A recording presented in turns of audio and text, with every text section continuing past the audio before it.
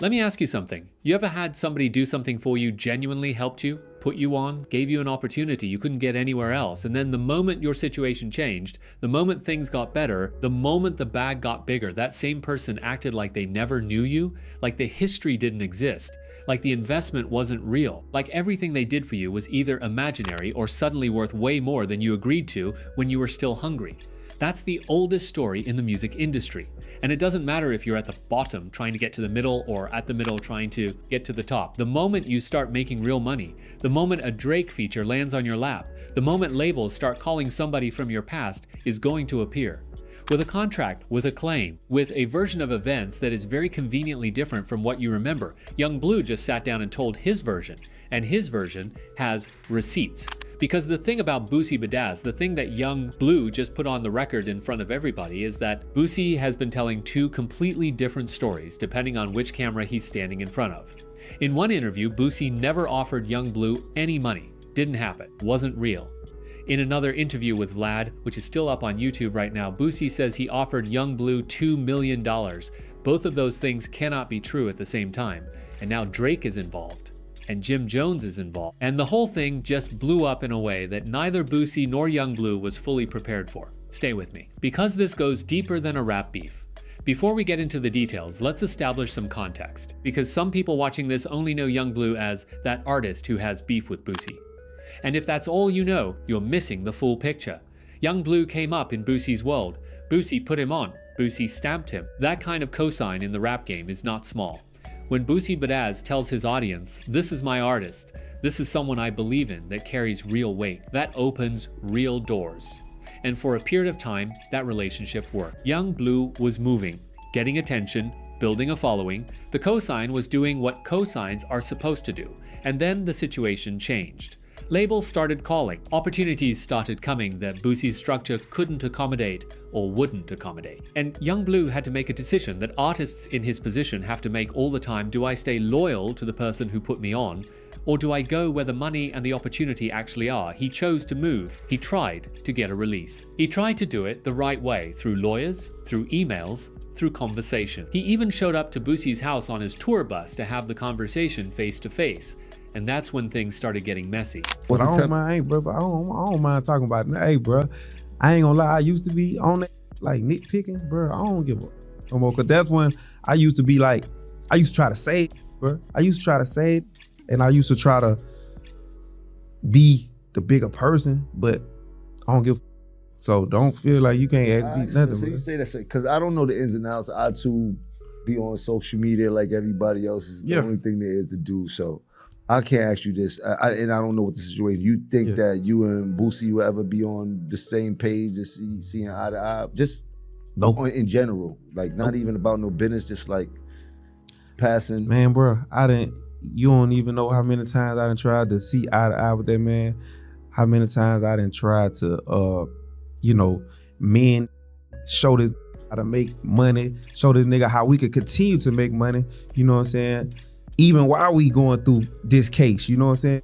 Me up every once in a while in my DM, man, Blue, da-da-da-da-da. I'm like, bro, we still arguing about some that we never gonna agree on that's 5 years old. I'm like, bro, these people right here will give us millions of dollars right now to do a collab tape or drop some songs together, bro. Let's just get this money. We can still fight in court, bro. Let's just get this money right here. What Young Bleu said in this interview is important because it removes the narrative that he just went rogue, that he just decided to blow up the relationship without trying to fix it first. He tried, multiple times. You don't even know how many times I tried to see eye to eye with that man. How many times I tried to show this how to make money, how we could continue to make money even while we going through this case. Read that carefully. Young Bleu is not saying he wanted out and didn't care about Boosie. He's saying, I tried to bring you into this. I tried to show you how we could both eat from this situation. I tried to keep it collaborative even while things were falling apart legally, and Boosie's response, according to Young Bleu, was to keep bringing up old arguments, things that happened 5 years ago, grievances that had nothing to do with the current money on the table. Bro, these people right here are giving us millions of dollars right now to do a collab tape or drop some songs together. Bro, let's just get this money. That's not a man trying to escape his past. That's a man trying to build a future and bring someone with him who keeps looking backwards. And Boosie said no. Not because the money wasn't real, not because the opportunity wasn't there, but because the personal issues mattered more to him than the business. That's a choice, and choices have consequences. Bro, you don't want to do it. You feel me? You don't want to do it, or you want to just keep talking about something else. But like with that, bro, I know I'm a real nigga. I never did to no, like, bro, I never seen a nigga contradict himself so much. Like, man, that man contradict himself, bro. How you gonna say Blue ain't want to give me no money, but then go in another interview with Vlad? You can look it up right now. Oh, Blue offered me $2 million. You know he offered me $2 million. So did I offer you $2 million, or then I didn't offer you nothing? You feel me? Because I didn't even have to offer you $2 million. You know what I'm saying? I just did that just off the respect. I just felt like that just like, if you had an artist, right? If you had an artist, I just come back. You had an artist, right? You weren't really putting no money behind them, right? And y'all went to sign to another label, and y'all went to sign to Columbia or whatever. Columbia dropped the artist. You know what I'm saying? They dropped the artist, and the artist like, man, I don't know what to do, man. Shit, like, it just going, I'm up. You feel me? Man, I need about 100, 150. So I want to do all this stuff right here, and we could take off. Now here is the moment that changes everything. Because this is not a disagreement about feelings or intentions. This is not two people remembering the same situation differently. This is a direct, documented, on-camera contradiction. Young Bleu says Boosie told one story about money in one interview and then told the exact opposite story in another interview with VladTV. How you gonna say Bleu ain't wanna give me no money, but then go in another interview with Vlad? You can look it up right now. Oh, Bleu offered me $2 million. He offered me $2 million. So did I offer you $2 million? Or I didn't offer you nothing? This is not a small detail. This is the central claim of Boosie's entire argument about this situation, that he was generous, that he was offering money, that Young Bleu was the one being difficult. And Young Bleu is saying you told one audience that story never happened. Then you went on Vlad and confirmed it did. Which version is true? And more importantly, why are the versions different depending on who Boosie is talking to? That's not a memory issue. That's not confusion. That is a man crafting different narratives for different audiences and hoping nobody does the homework to compare them. Young Bleu did the homework. And what's even more telling is what Young Bleu says next. He says he offered the $2 million out of respect. Not because he had to, not because there was a legal obligation, but because he felt like the right thing to do was to at least make the offer. I didn't even have to offer you $2 million. I just did that off the respect. So not only is Boosie lying about whether the offer existed, he's lying about an offer that Young Bleu made out of genuine goodwill. If you don't got it, or if you don't want to do that, bruh, just let me out my deal, bro. We can sign a release right now. Let's work on it. We work on the release for 6 months. You in the email, your lawyer in the email, your brother in the email, all of us in the email, going back and forth for 6 months.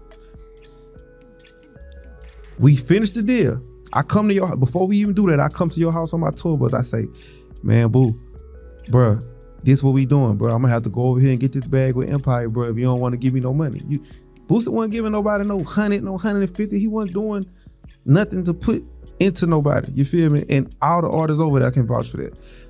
He said, all right, bro, you could do that.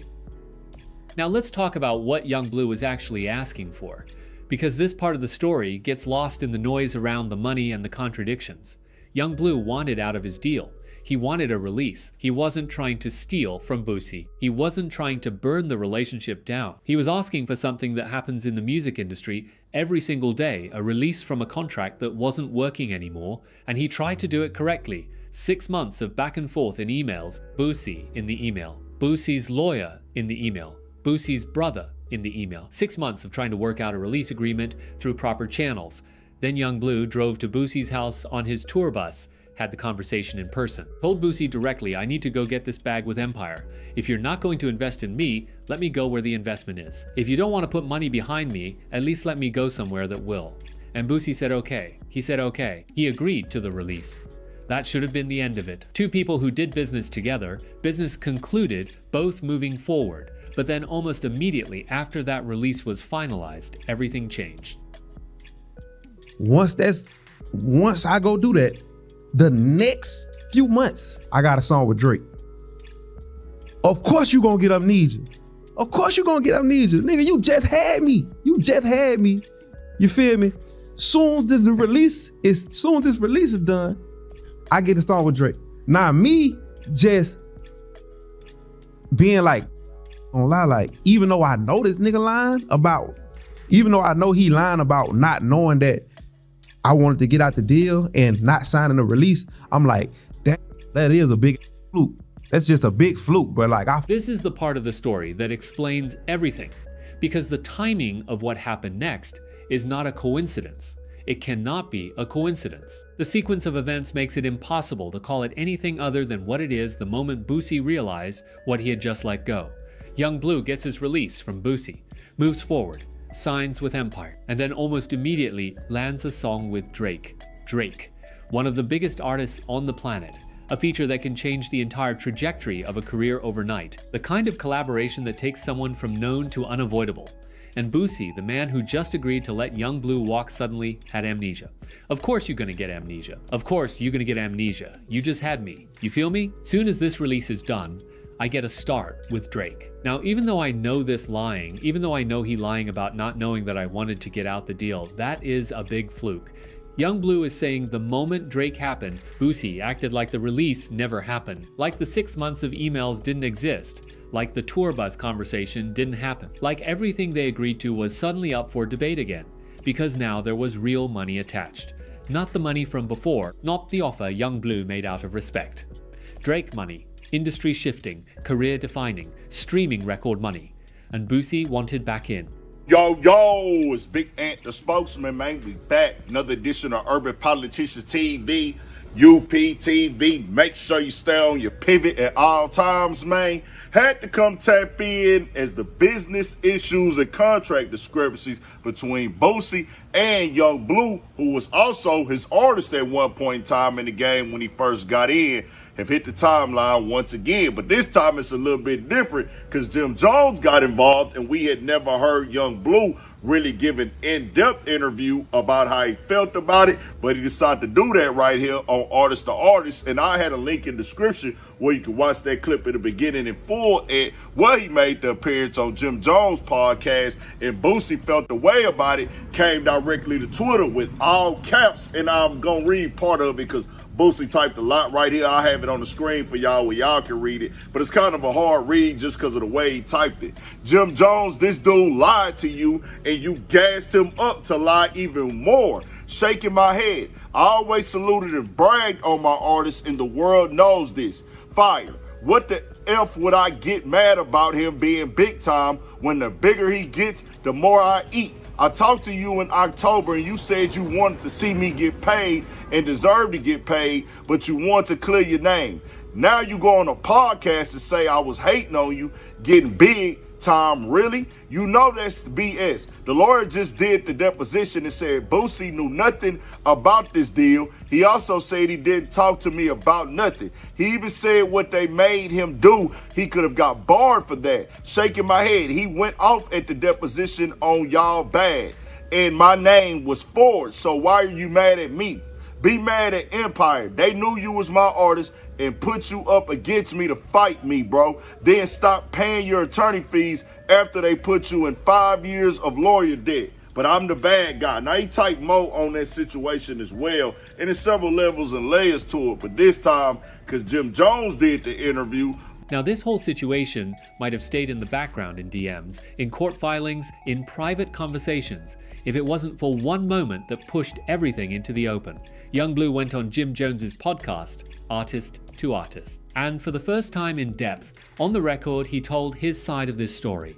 And Boosie lost it, went straight to Twitter, all caps. And the host reads it out so you can understand exactly how heated Boosie was in that moment. Because here's the thing about Jim Jones getting involved. Jim Jones is not just a random podcast host. Jim Jones is someone who has been in this industry for decades, who has credibility in these streets, who when he lets somebody sit down and tell a story on his platform, is essentially lending that story legitimacy. And Boosie felt like Jim Jones didn't just give Young Bleu a platform, he gassed him up. He encouraged the narrative. He let someone sit there and paint a picture of Boosie without giving Boosie a chance to respond in the same room. The all-caps Twitter response was Boosie's way of saying, "You brought this to the public, now I'm bringing it to the public." A hard read just because of the way he typed it. Jim Jones, this dude lied to you and you gassed him up to lie even more. Shaking my head. I always saluted and bragged on my artists and the world knows this. Fire. What the F would I get mad about him being big time when the bigger he gets, the more I eat? I talked to you in October and you said you wanted to see me get paid and deserve to get paid, but you want to clear your name. Now you go on a podcast to say I was hating on you, getting big time, really? You know that's BS. The lawyer just did the deposition and said Boosie knew nothing about this deal. He also said he didn't talk to me about nothing. He even said what they made him do, he could have got barred for that. Shaking my head, he went off at the deposition on y'all bad. And my name was Ford, so why are you mad at me? Be mad at Empire. They knew you was my artist and put you up against me to fight me, bro. Then stop paying your attorney fees. Now let's look at what Boosie actually said, because it's important to understand his argument, not just to be fair, but because understanding his argument shows exactly where it falls apart. Boosie comes out swinging at Jim Jones first, says Jim Jones knew this dude was lying and gassed him up anyway, says he always saluted his artists, says the bigger Young Bleu gets, the more Boosie eats, so why would he hate on him blowing up? That last part is actually a reasonable point. Managers and label heads benefit from their artists succeeding. On paper, Boosie should have been happy about the Drake situation. On paper, a bigger Young Bleu means a bigger return on Boosie's investment. But then Boosie pivots to the Empire situation, and this is where it gets complicated. Boosie says Empire is the real villain here. That Empire knew Young Bleu was his artist and deliberately used Young Bleu against him. That Empire put Young Bleu in 5 years of lawyer debt and then stopped paying his attorney fees. That Boosie's name was being forged in documents he never saw. Now those are serious allegations, and if they're true, then Empire did something genuinely wrong. But here's the problem. Young Bleu is not accusing Empire. Young Bleu is accusing Boosie. And the specific accusation, the $2 million flip-flop, the amnesia after Drake, the 6 months of emails, the tour bus conversation, none of that involves Empire. Boosie is trying to redirect the conversation to Empire. But the conversation Young Bleu started is specifically about Boosie's behavior. You can't answer a question about your own contradictions by pointing at someone else. And I just want to get away from it. But did I recoup? Did I get you your money back? Plus more. Nobody want to invest $100,000 to only make $100,000. Like, give me my $100,000 back. Nah, people want a profit. That's one thing that happens where the big wigs in the industry do move like that. But then there's other times, and I'm not saying I don't know what's what with them. We have to figure it out. Where an artist will sign the artist, they'll stamp them as an, hey, this is my artist. It helps that artist. It helps that artist turn up. That could be a fee, no doubt about it. But then it gets to the details where, hey, bro, you never paid for my video shoots. You never paid for my camera man. You never paid for my hotels. You never paid for my studio time. You don't got no receipts for no type of real investments to turn me up. And I had to go get money and invest in this, but you still want to eat off of it. That do happen in the game as well. And that's what Young Bleu was saying happened. I wasn't there. We'll just have to see. He claims that Boosie, the stuff with Drake, he had already been out the Boosie situation, but he did feel like, well, dog, he feel a way about it. Then he said afterwards, Boosie started bad-mouthing him on Vlad, bad-mouthing him in interviews. So he was just like, you know what? I'm done with it. Dog don't want to come to an understanding. It's over now. But now, let's zoom out. Because what the host says in this section is important for understanding why this situation resonates so far beyond just Boosie and Young Bleu. This is not a unique story. This is the oldest story in music. Someone invests in an artist, stamps them, puts money, time, relationships, and reputation behind helping that artist get to the next level. The artist starts to blow, labels come calling, the bag gets real, and suddenly the original agreement, whatever it was, however it was structured, becomes a point of conflict. The artist says, "You never paid for my video shoots. You never paid for my studio time. You don't have receipts for any real investment. I had to go get money on my own, and now you want to eat off what I built." The label head says, "I put you in position. I opened doors you couldn't open yourself. My cosign gave you credibility you didn't have. That has value. That deserves compensation. And both of those things can be true simultaneously. Both parties can have legitimate grievances. The investment was real. The lack of receipts is also real. The doors that opened were real. The artist's own hustle that walked through those doors was also real. The problem is, nobody wrote any of this down clearly when it started. Because when it started, both sides were just trying to make something happen. Legal clarity feels like distrust when you're in the building phase. Contracts feel like you don't believe in each other. And then the money comes. And suddenly, the lack of clarity is a weapon that both sides can use against each other. Young Bleu says Boosie wasn't putting money behind him. Boosie says he offered $2 million. Both of them have said these things on camera. And the documentary record, the emails, the depositions, the release agreements is the only thing that can sort out which version is true. The court will figure that part out.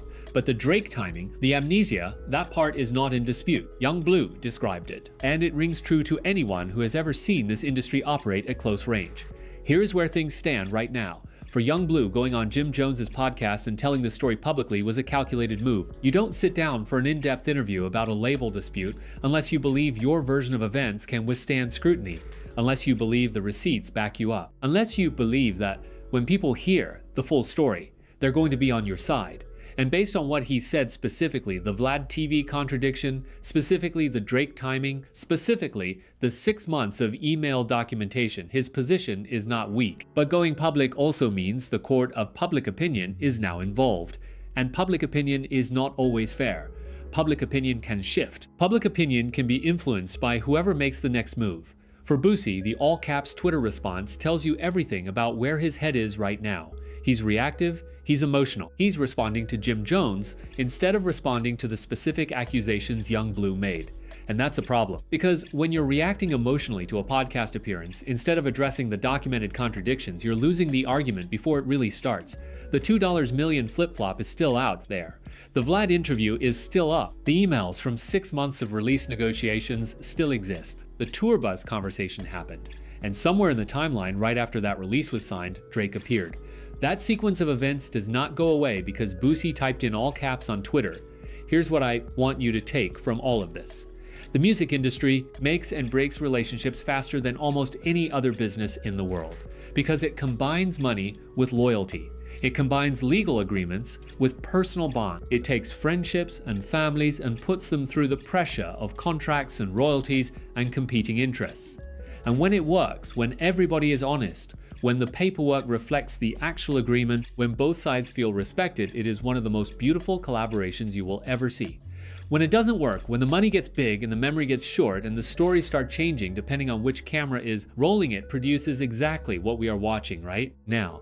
Young Bleu is saying Boosie lied about the money, about the release, about what happened after Drake. Boosie is saying Young Bleu lied on Jim Jones's podcast. In interviews about the whole situation, Jim Jones is in the middle trying to run media and got called out for it. Empire's being blamed for things that may or may not be their fault. And somewhere in all of this, there are 6 months of emails, a release agreement, a tour bus conversation, a VladTV interview that contradicts another interview, and a Drake feature that changed the entire financial calculation. The courts will sort out the legal piece. But the story Young Bleu just told on that podcast, specifically the $2 million flip, specifically the Drake amnesia, that story is already out there. And it rings true in a way that is very hard to walk back.